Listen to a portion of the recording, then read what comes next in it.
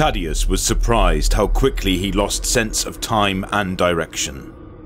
The inertia-suppressed motion of the maglev left him with no idea how far they had descended or traversed the Blackstone Fortress. Only a blur of changing colours to indicate where they had raced past a bewildering myriad of levels and chambers. The air had grown heavier with humidity as they slowed to a halt, and the maglev deposited them on a concourse of dark blue, crystalline material. The branch of paths ahead walled by high arcs of more glass-like azure. "Where's the light coming from?" he asked, his words barely a whisper, yet sounding like a shout in the silence of the alien chamber. "Ambient illumination," Amelin replied through the translator badge. "Energized particles in the air itself." "Time to go. We need to cross the corridors here and take another maglev deeper," Draic told them. Thaddeus stepped from the platform, skin sheened with sweat, his robes glistening with the latent moisture in the air. Draic hurried past, pistol in hand. The priest drew his own pistol and slipped his power maul from his belt, thumbing the rune that encased the club in a shimmering field of blue. Red light briefly strobed the tunnel ahead as the servo stubber quickly scanned for eligible targets.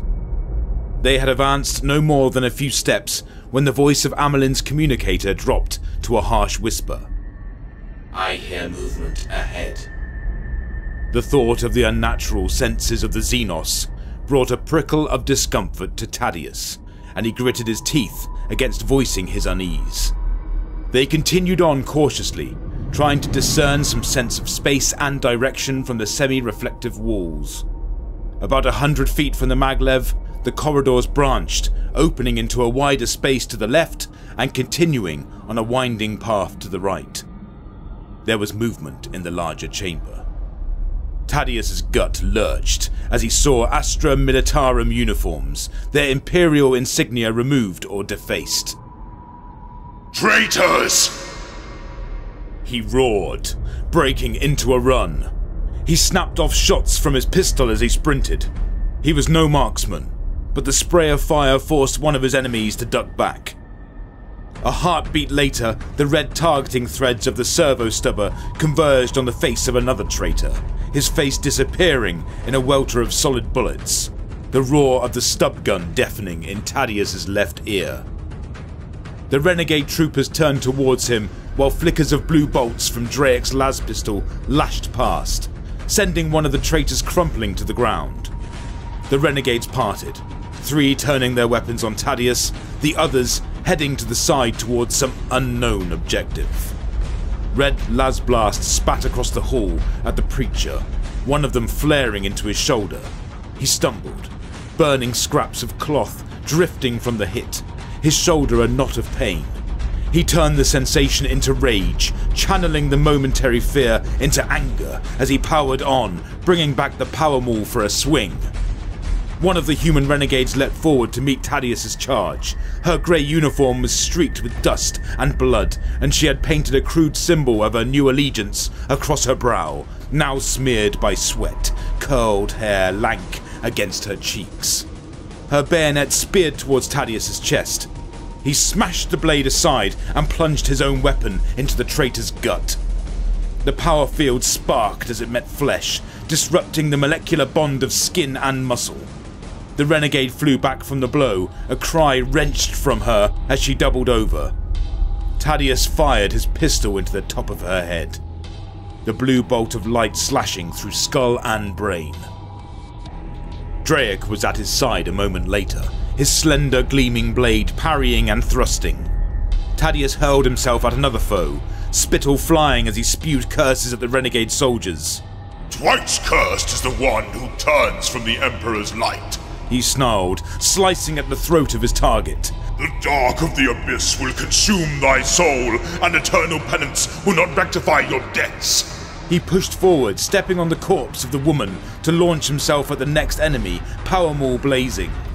The man still wore his sergeant insignia and lifted a blade to halt the downward sweep of Thaddeus's maul. His blow deflected by the traitor, Thaddeus raised his pistol, but the renegade sergeant knocked the weapon aside, bringing up his own sidearm. Thaddeus was no novice in combat, but as he stared at the gleaming muzzle of the traitor's pistol, he realized he was no veteran either. "The God Emperor protects," he whispered. "Not today," snarled the traitor. A flash blinded Thaddeus, and his ears rang at the sound of close detonation. He winced and retreated a step, expecting to feel the surge of pain. He felt nothing, and blinking away the spots in his eyes, saw the former Imperial Guardsman topple backwards, 4 holes in his chest plastron from a close-range stubber salvo.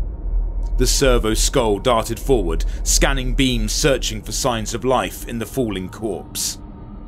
Thaddeus turned back to the others. In his fervour to get to the enemy, he had become separated from the rest of the group by an influx of reinforcements. He was about to throw himself into the fray once more when a low whine drew his attention to the wall behind him. A vertex between 2 azure planes separated, a line of glimmering light that quickly opened into a doorway. Thaddeus had only a second to wonder at this change, before 2 mechanical artificers scuttled into view. They each walked on 4 multi-jointed legs that ended in points rather than feet, vaguely insect-like in gait and appearance. The priest had heard tales of them on Precipice. Known as spindle drones, they were part of the Blackstone Fortress's native defense systems. The servo stubber reacted before he did, sending a flurry of bullets into the closest spindle drone. The rounds ricocheted from its armoured carapace with harsh shrieks, and the drone retreated a few steps under the barrage. The second pulsed a blast of energy at Thaddeus, hitting him squarely in the chest. The impact staggered him backwards, heart hammering, pain flaring through his ribs and breastbone. Gasping for breath, he raised his pistol to return fire, but was forced to duck back as the spindle drone's blaster tracked towards him, its next salvo barely missing the preacher. Ignoring the agony in his chest, Thaddeus forced himself forward, bringing the power maul down onto the casing of the closest spindle drone. The material bent beneath the blow, and its legs buckled, but it recovered and jabbed a limb through his calf. Thaddeus ripped himself from the piercing leg, crying out as he fell sideways, slipping on his own blood. The servo stubber fired again, the stink of solid propellant strong in the priest's nostrils as it hammered shots into the already weakened carapace, sending splinters of armour and sparking pieces of internal workings flaring through the air. The gleam of the remaining drone sensor lens turned a brighter shade of red, and it fixed upon him. Mechanical limbs flexed, ready to spring forward, even as the blaster zeroed in on its target, directly at Thaddeus's face. Behind it, another spindle drone lunged into view. Even as he saw the blaster of the closest spindle drone brightening, a flurry of impacts sparked across the joints where limbs and torso met. Its legs severed by the rapid shots, the spindle drone fell in half, lens and blaster falling dim. In the same breath, a second fusillade smashed into the eye of the remaining mechanical foe, punching directly into its artificial control systems. It seemed to rear backwards, 2 limbs flailing, and then fell sideways, spindle legs spasming rapidly on the crystal floor before falling still. Getting to his feet, Thaddeus looked over his shoulder, but at first saw nothing but blue crystal. After a couple of seconds, a wall some distance away shimmered, and he thought for a moment another doorway was opening. The parting colours became a fold of cloth, which Amelin swept back over her shoulder. Revealed from beneath, a camelioline cloak. The Elder's long rifle slipped sideways a fraction until it was pointing directly at Thaddeus. A moment later, the alien lifted the weapon away with a smirk, and took aim towards the few remaining traitor guardsmen. Thaddeus fell to one knee, trembling all over, while the servo stubber hovered above him, its magazine clicking empty as it tried to fire once more. Slightly dizzy from the stims he'd taken to combat the pain of his injuries, the wound in his leg still throbbing despite the binding he'd put on it, Thaddeus limped along behind Draic. They had left behind the crystal passages and ascended, at least Thaddeus thought they had ascended, on another maglev. More traitors had tried to bar their path and had been justly slain. Thaddeus tempered his righteous anger for the second encounter, not wishing to find himself isolated again.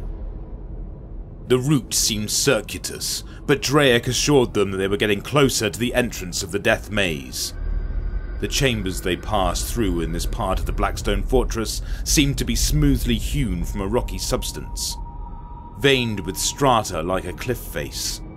Patches of a glowing mould grew where surfaces met, adding a pale green illumination to the glare of yellow lumens fixed in the low ceiling. A stark blue light flickered from a corridor ahead, throwing humanoid shadows along the floor. Several more actinic bursts followed, their source coming closer. "Negavolt cultists," murmured Draic, bringing up a pistol as he came to a stop. What are they? Thaddeus had never heard of such a cult, but felt apprehension twist its fingers around his stomach. "Perversions of the cult Mechanicus," intoned Espen Lacano. "They thrive on pain and anger, and have turned their bodies into energy generators powered by these negative emotions." Then we should purge them swiftly, said Thaddeus, activating his power maul.